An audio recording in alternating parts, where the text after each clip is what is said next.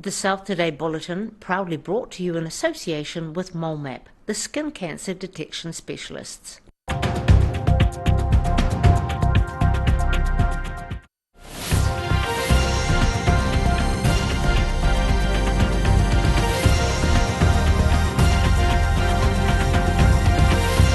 Tonight on the South Today, National Party addresses issues with cuts to the new Dunedin hospital, proposing a multi-million-dollar solution. A push to restrict alcohol sales in Dunedin supermarkets comes to a head, bringing to light a previous tragedy. And an immersive festival in Christchurch is illuminating some cultural tales with a touch of local flair.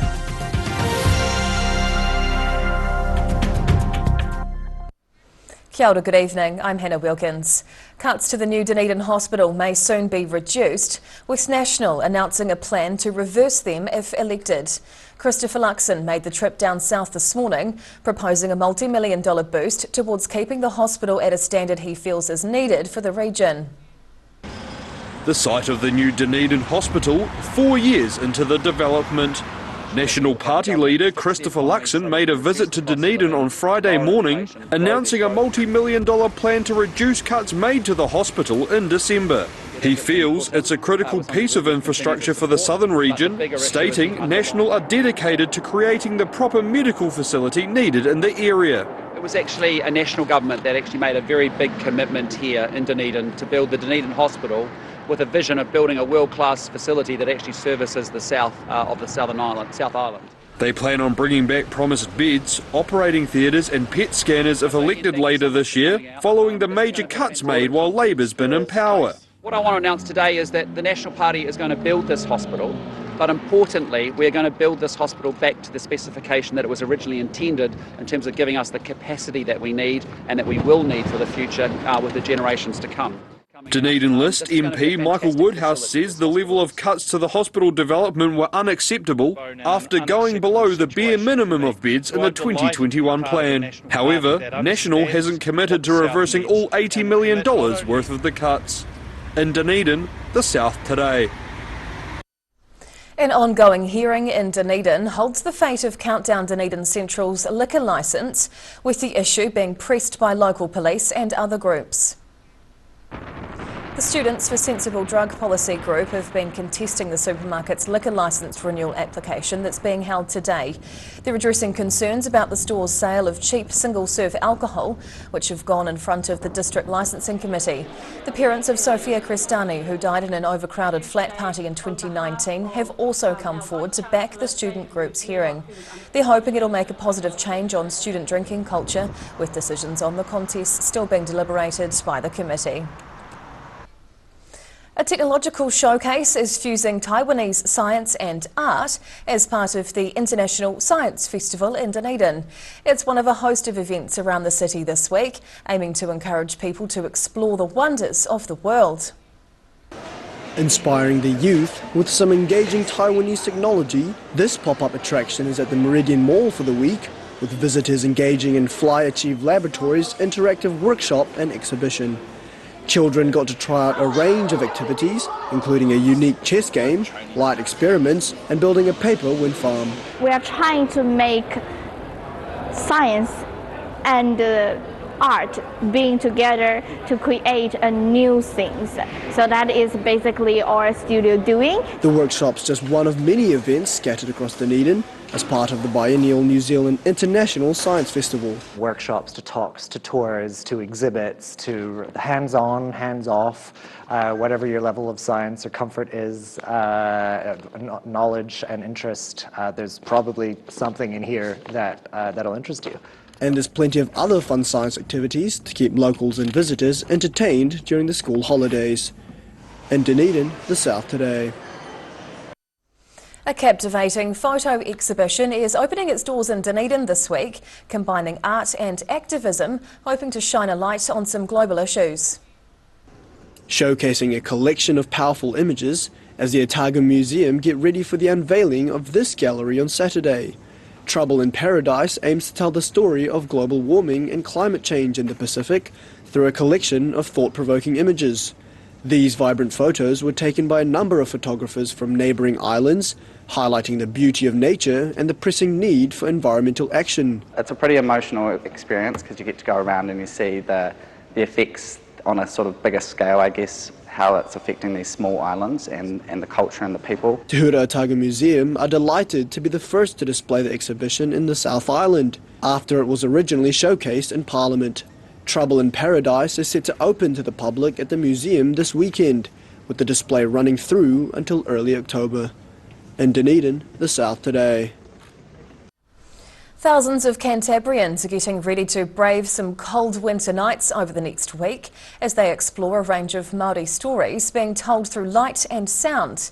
The annual week-long Tirama Mai festival launched today, showcasing a series of interactive, colourful lighting displays with a local twist. Dazzling displays of colour, lighting up a chilly Christchurch winter night. The city's week-long Tirama Mai lighting festival is set to open in Victoria Square, exploring Matariki and Ngaitahu narratives, told through light and sound from a range of different displays. It's special because it shows my culture, it shows other people from away from here, Aotearoa, that this is how we embrace our culture and Matariki. The free annual event is expected to bring thousands of Cantabrians out to brave the cold. The centrepiece of the Maori New Year celebration will be this 21-metre long illuminated tunnel. This is the third year running for the festival, making the move to Victoria Square as they continue to adapt and enhance the event. We decided to evolve and play on the dark spaces more this year, especially with the number of artworks that really illuminate with the dark. So we thought, well, let's stay in the city centre, support local businesses, but also just bring it across a bit further. Blackmore says they've collaborated with local artists and designers to create their interactive personal pieces. Every year we've grown and developed, reintroducing pieces from previous years, but also growing and developing it by creating new artworks that we can bring in each year and evolve it again. Tirama Mai kicks off on Friday, with the immersive lighting displays running every night until next weekend. In Christchurch, the South Today. Whai Yakane, still to come on the South Today. A superstar Southland Sharks basketballer gets a memorable send-off after announcing his retirement. And brass bands bring the noise in Dunedin, with sights set on national titles at an annual festival.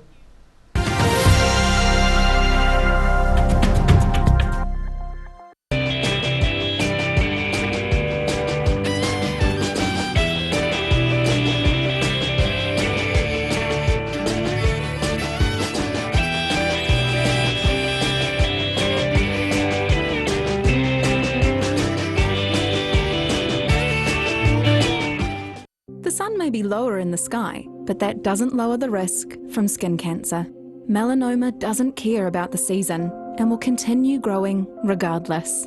Don't let shorter days shorten your days. Book a full body mole map now.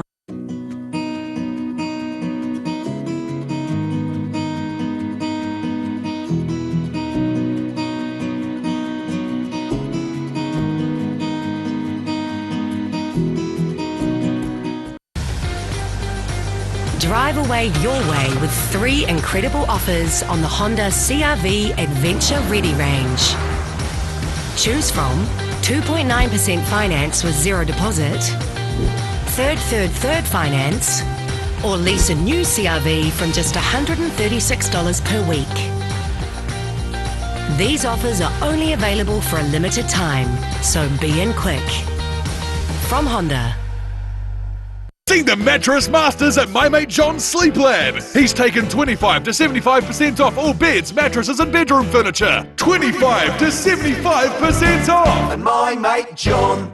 Here at Age Concern Otago, we offer a range of services to support Otago seniors to age well with dignity and independence. We provide social work support, visiting service, health promotion and social activities. Check out what we have on offer at ageconcernotago.com. If you're at risk of developing melanoma skin cancer, you owe it to yourself to have a mole map. Mole map is coming to your area. Phone today to make an appointment. It could save your life. A poorly maintained heat pump can lose up to 35% of its output. The Mr. Heat Pump Cleaner team are experts. Their specially developed chemical wash is totally biodegradable. Call Mr. Heat Pump Cleaner and get the job done by the professionals. Aero, used by Australia's top bowlers with their unique Z-scoop grip that redefines the game. Machined with robotics for unparalleled accuracy, Aero, same line, every time.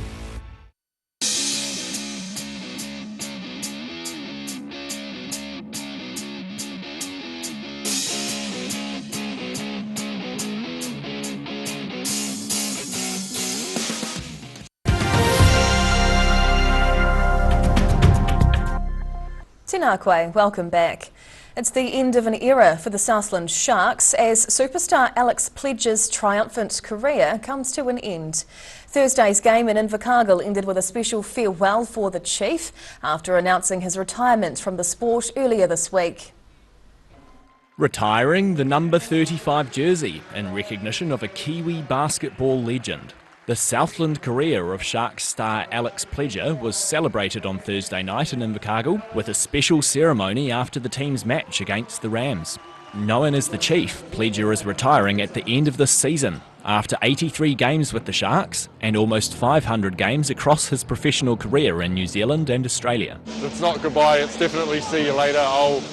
I'll find my way back down here some way. The 36-year-old says after recovering from cancer last year, this final season with the team has meant the world to him. His retirement comes after 6 seasons with the Southland Sharks, ending a 15-year basketball career, which includes 10 seasons with the Breakers and 3 seasons for Melbourne United. Not only has he been a top player at international, national, Australian National League level, but he's just one hell of a guy. You know, he's just the type of person that you want around you all the time. Assistant coach and loyal Southlander Andrew Wheeler played alongside Pledger from when he joined the Sharks in 2016, before switching to the other side of the court. He hopes to see Pledger returning to the sport in the future, in either a coaching or commentating role. He's definitely someone that has the respect of the players, knows the game well and just presents really well and would be someone you'd definitely put at the front of your franchise. Pledger's newer teammates agreeing with the huge impact the adopted Southlander and wife Bailey have had on the Sharks family as a whole. Pledger is huge in my career. I've been with him just about every single year he's been down here and he's been instrumental to me. It's massive, man. It's helped me out so much. Just being able to learn off him. Unfortunately, it wasn't quite a dream finish to his Sharks home career at ILT Stadium Southland after losing to the visiting Canterbury Rams by 9 points. That didn't dampen the enthusiasm of fans who lined up in their droves to get photos with and autographs from the 2.15 metre tall gentle giant. Pledger should be back on court with the Sharks next Sunday for their final game of the season on the road in Nelson, with a possible spot in the playoffs still hanging in the balance. In Invercargill, the South Today. The stakes are high for some of New Zealand's top musicians as they compete for a national title at the annual Festival of Brass. Bands are battling it out in Dunedin for the Tom Stalker Globe, which is being presented for the first time ever. The sweet sounds of New Zealand's top brass musicians. Brass bands from around the country have made their way to Dunedin this week to perform in the 2023 National Festival of Brass. The annual event has been going for more than 140 years. It's hosted in different cities each year, with it making a return to Dunedin for the first time in over a decade. Last time the contest was here was in 2010. Yeah, so it's 13 years, yeah. So as it moves around the country, yeah.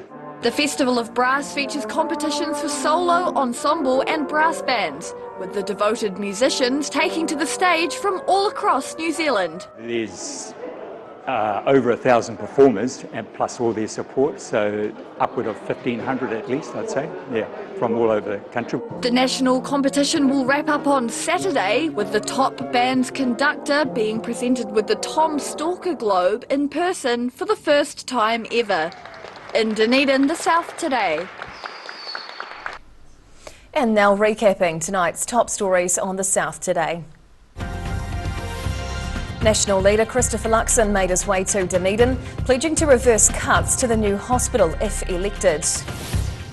Parents of the late Sophia Crestani have joined the battle to restrict alcohol sales in Dunedin supermarkets. And the Tirama Mai festival is set to light up Christchurch for a week-long celebration of art and culture. And now a look at what's happening in tomorrow's ODT, and we welcome Associate Editor Mike Houlihan. Hello Mike. Good evening, Hannah. What can we expect in your weekend paper? Well, you can expect extensive coverage of that visit Christopher Luxon you just mentioned to talk to us about our hospital. Good commitment on the ward block, but we're still a bit concerned about the future of the Interprofessional Learning Centre and a few other aspects of the bill that they haven't committed to either, but obviously they've finally come off the fence and said something about what they think of the project, which is good. We've also got an update of a contentious and long-running liquor licensing inquiry for a Octagon bar, which has been ordered to be closed down. It's been ordered to close, did you say? It has, yes. Right, okay. We've also got coverage of the brass band competition you had earlier. Yes. The bands marched in a combined formation through the Octagon today, and lots of people went out to see that, and so did we. Lovely. And being the weekend, we've got our feature magazine, The Mix, with lots of good reading for the weekend there. Brilliant. We look forward to it. Thank you for sharing, Mike. Thank you. Time now for a look at the weather. The South Today weather, proudly brought to you by MoleMap, the skin cancer detection specialists. Looking at the situation, north to northeasterly airflow will be there around this weekend. Will keep the frosts away, but it will drape low cloud over the Otago coast and drive blustery winds into the region. Heading to the top of the South Island, nor'easterlies and rain up in Nelson tomorrow with a high of 13. Greymouth is looking cloudy too with 13 as well, and Christchurch gets fresh winds with a high of 12 degrees. Travelling to South Canterbury and North Otago, cloudy with nor'easterlies as we come down through here with highs of 11 in both Ashburton and Timaru and up to 10 degrees in Oamaru. Heading westwards to the Central Lakes, high cloud and northerly winds to kickstart the weekend here with highs of just 5 in Queenstown, 7 for Wanaka and up to 8 degrees in Alexandra. Heading further south, patchy high cloud and northerlies make for a cool day through here with highs of 8 in Gore and Balclutha and 10 degrees in the Catlins. And across to Invercargill, fine tonight with a low of 5. Saturday and Sunday will be 12-degree days with light easterlies before foggy and misty nights. And finally, heading to Dunedin. Cloudy tonight with nor'easterlies and down to 7. Tomorrow looks cloudy with fresh breezy nor'easterlies and up to 10 as the high. Then it's another 10-degree day on Sunday too. This time though it's overcast with cool winds and rain around midday. And that's the news this Friday. For the latest news and videos from the southern region, head online to odt.co.nz. You can follow Channel 39 on YouTube to catch our news bulletins on demand. And we are also on Facebook. Just search for the South Today NZ to see our favourite stories from around the regions. We'll see you again next week. Mā te wā.